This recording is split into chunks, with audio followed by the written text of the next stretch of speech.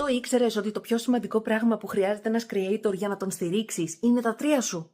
Και δεν είναι ούτε χρήματα, ούτε να αγοράσεις κάτι από αυτόν, ούτε καν ένα like. Το πιο σημαντικό πράγμα για να στηρίξεις έναν creator είναι πρώτον να κάνεις save το βίντεο του. Με το save δηλώνεις ότι αυτό το περιεχόμενο σου αρέσει και θέλεις να το δεις και αργότερα. Δεύτερον, να κοινοποιήσεις το βίντεο. Πάρα πολύ σημαντικό, γιατί θα το δούνε περισσότερα μάτια. Και στην τελική, αν σ' αρέσει το περιεχόμενο, τι πιο φυσικό από το να το κοινοποιήσεις. Και τρίτο και μεγαλύτερο, ένα ωραίο comment.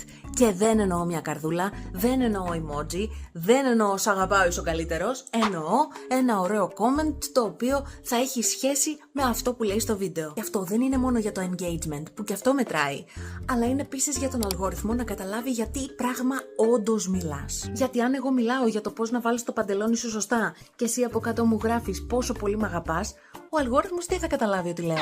Μάλλον κάτι για αγάπη. Οπότε, αν όντως αρέσει ένας creator και θέλεις να τον στηρίξεις, αυτά είναι τα 3 σου που θα εκτιμήσει.